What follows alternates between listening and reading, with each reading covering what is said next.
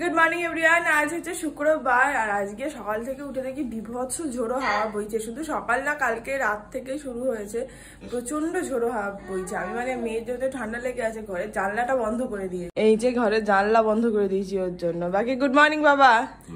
বাবার এই নিয়ে সেকেন্ড রাউন্ড চা চলছে আর এই যে ম্যাডামকে খাইয়ে দিচ্ছে। Good morning. শরীর কেমন আছে এখন?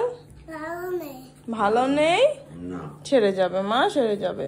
সকালবেলাতে উঠে বাবা একটা না অনেক কটা কাজ করেছে। বাবা বলছিল যে আমার 2-3টে কাজ দিয়ে আমি বসে আছি, বেকার করব, তো ওর জন্য বাবাকে কালকে একটা বড় কাজ দিয়ে গেছে। আমি সকালে উঠে দেখি বাবা কমপ্লিট করে রেখে দিয়েছে।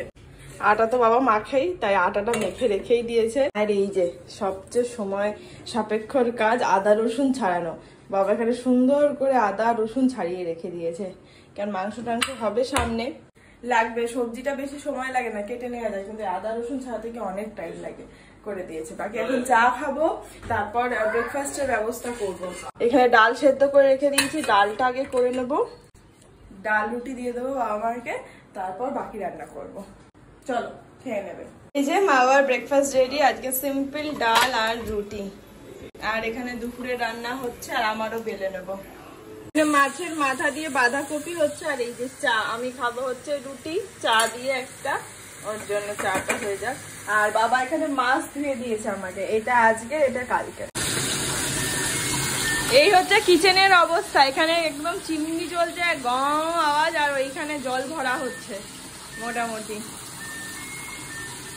কমপ্লিট। এখানে রান্না তো হয়ে গেছে, মায়ের একটা ডিম সেদ্ধ আছে, ঘুম থেকে উঠলে খাবে। আর এখানে সুন্দর গ্যাস মোছা হয়ে গেছে। বাবার একটু চা আছে, বাবা পরে গরম করে দেবো।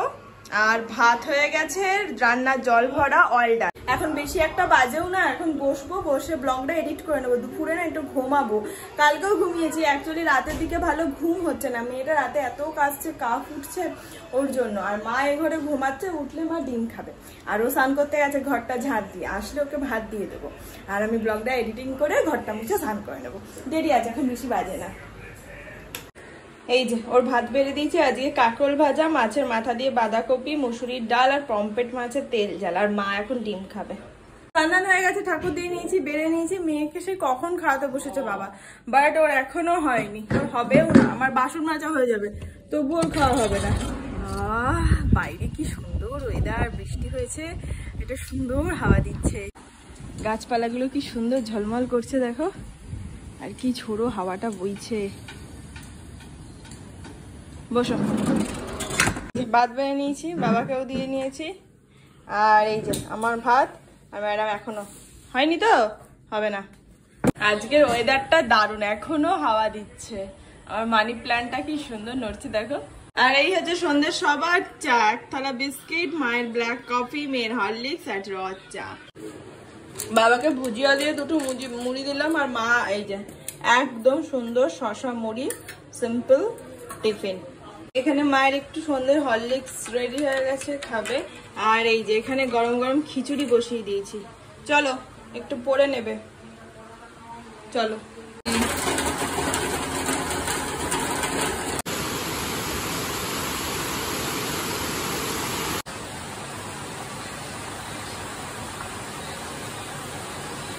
গোটা টেবিল জুড়ে হলুদই হলুদ। Good evening everyone. Next day morning আর নয়, নেক্সট ডে ইভিনিং ব্লগটা এডিট করছিলাম দুপুরে ঘুমানোর পর। তো এন্ড করতে কালকে দেখি রাতে ভুলে গেছি। আর শুধু তাই নয়, কি হয়েছে, মানে অ্যাপে, এডিটিং অ্যাপে ভিডিওগুলো নিয়ে নিয়েছি। তারপর আজকে ফোনের স্টোরেজটা একটু খালি করছিলাম, যে কালকে যেগুলো শ্যুট করেছিলাম এডিটিং অ্যাপে নেওয়ার পরে সব ডিলিট করে দিয়েছি, ঠিক আছে। দিয়ে এডিট করতে বসে একটা দুটো ক্লিপস না, মানে হয় হাতে লেগে ডিলিট হয়ে গেছে, ব্যাস। আর তোমার গ্যালারিতে ভিডিওগুলো নেই, যে ভিডিওটা একদমই ছোট হয়ে গেছে। তো যাই হোক, এটা আমার সঙ্গে একবার না বারবার হয়। আমি ব্লগগুলোকে আগে নিয়ে নিই এডিটিং অ্যাপে, তারপর গোটা ব্লগ ডিলিট করে দিই, তারপর এডিটিং করতে বসি, দিয়ে এরকম আমার হয়। বাকি যাই হোক, আজকের ব্লগটা এখানেই শেষ করছি। দেখা যায় নেক্সট ব্লগে। তোমরা সবাই খুব ভালো থেকো, সুস্থ থেকো, আর অবশ্যই সাবধানে থেকো।